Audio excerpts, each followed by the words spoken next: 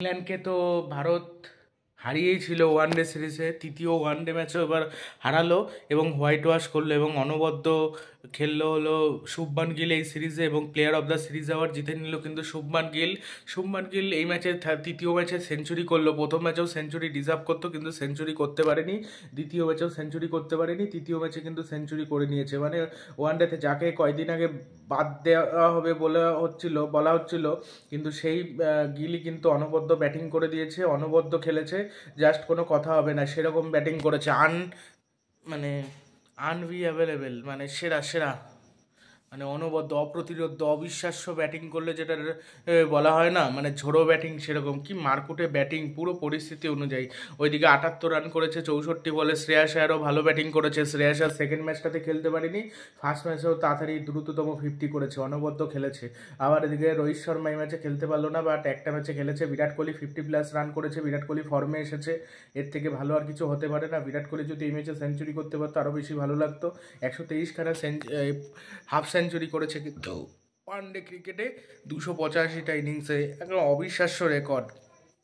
আর 356 run, 57 run target দেয় ইংল্যান্ডকে। আহমেদাবাদের মতো পিচে চেস করা কখনোই সম্ভব ছিল না এই রানটা।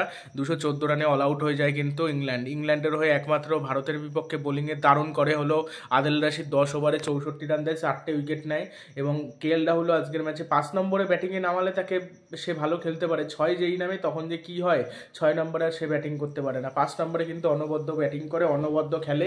5 নম্বর পজিশনটা তার জন্য বেস্ট। 29 বলে 40 রান করেছিল, দারুণ খেলেছিল কিন্তু আদিল রাশিদ, কেএল রাহুল। আর শ্রেয়াসও ভালো ব্যাটিং করে, গিলও ওপেনিংয়ে ভালো করে, বিরাট কোহলিও ভালো করে, শুধুমাত্র রোহিত শর্মা ব্যাটিং করতে পারে না। অক্সার প্যাটেলও সেইভাবে ব্যাটিং করতে আজকে পারেনি। আর শেষ দিকে 14 রান করেছিল, 10 বলে 14 না 6 বলে 14 জানো, হার্দিক পান্ড্যা, তারপর আউট হয়ে যায়। হার্দিক পান্ড্যা সেইভাবে বল করতে পারছে না, 2টো উইকেট নিয়েছে বাট একটু মার খেয়ে গেছে।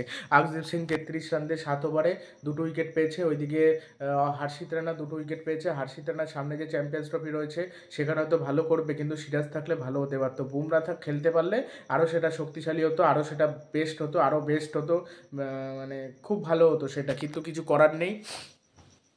এই ম্যাচটা দেখলাম, খুব ভালো লাগলো। আর দারুণ ব্যাটিং, কি সুন্দর ব্যাটিং যে করলো। আর ওদের ওই কেউ বেন ডাকেট একমাত্র মারকুটে ব্যাটিং করলো, আর সেইভাবে কেউ খেলতেই পারেনি। আর শেষ দিকে গাস অ্যাটিংসন বোধহয় ব্যাটিংটা করলো, গাস অ্যাটিংসন লম্বা লম্বা ছক্কা মারছিল, ভালো খেলেছে।